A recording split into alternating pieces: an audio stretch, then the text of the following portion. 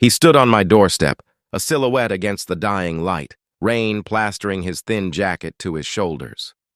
His eyes, wide and pleading, held a story of desperation I felt I couldn't ignore. "Just for one night," he'd whispered, his voice raspy and trembling. "I have nowhere else to go. I promise I'll be gone by morning." My heart, a foolish and compassionate thing, ached for him. I saw a reflection of 100 what-ifs, a man down on his luck who just needed a single act of kindness to get back on his feet. So I stepped aside, opening my door and my home to a complete stranger. It was a decision rooted in empathy. A simple gesture I believed was the right thing to do. The door clicked shut behind him, sealing a pact I didn't yet understand, the sound echoing in the sudden stillness of the hallway. That night I offered him a warm meal and a dry place to sleep, convinced that by sunrise he would be just a memory, a good deed done. The sun rose and set, then rose again, and he was still there. The promised one night bled into a second, then a third, and soon a full week had passed. His single rain-soaked bag had somehow multiplied, its contents spilling into my living space like an invasive vine. A toothbrush appeared next to mine in the bathroom. His worn-out shoes were permanently parked by the front door, and the remote control was always in his hand, tuned to his preferred channels. The scent of him, a strange mix of damp earth and something I couldn't place, clung to my furniture. He moved through my home with an unsettling familiarity, as if the space was his own. My initial compassion began to curdle into a quiet, simmering resentment. The man I had pitied was now a presence I dreaded, his quiet shuffling in the hallways a constant reminder of my naivety.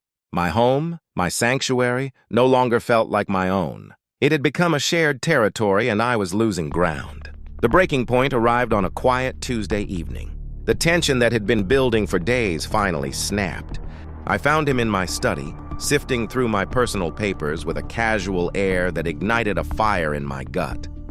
"That's it," I said, my voice low but shaking with a rage that surprised even me. "You need to leave, now." He turned slowly, his expression not one of gratitude or apology, but of cold, defiant entitlement. "I'm not going anywhere," he stated, his eyes locking onto mine. The air grew thick and heavy, the room shrinking around us. I saw the stranger for who he truly was. Not a victim needing help, but a predator who had found his prey. "This is my house," I yelled, my fists clenched at my sides. "Get out!" His face hardened, a mask of anger replacing his initial calm. We stood there, locked in a silent battle of wills, the trust I had so freely given now a weapon turned against me. The safety of my own home had been shattered. He left as quietly as he had arrived, melting back into the night. The silence he left behind was deafening, filled with the ghosts of his presence. The first thing I did was call a locksmith. Watching the old lock being replaced with a new, reinforced deadbolt brought a small, fragile sense of security. But the relief was tainted with a deep-seated fear that lingered like a bad taste in my mouth.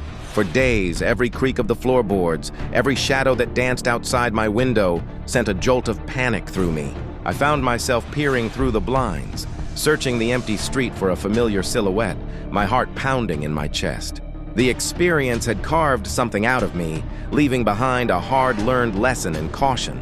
Kindness is a virtue, but my misplaced trust had turned my sanctuary into a prison of my own making.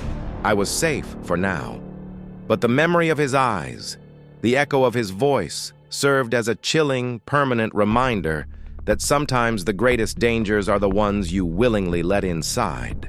Don't forget to like, subscribe, and hit that bell icon so you never miss a twist. Stay tuned to Reddit Tales Times for your daily dose of drama, laughs, and unbelievable stories.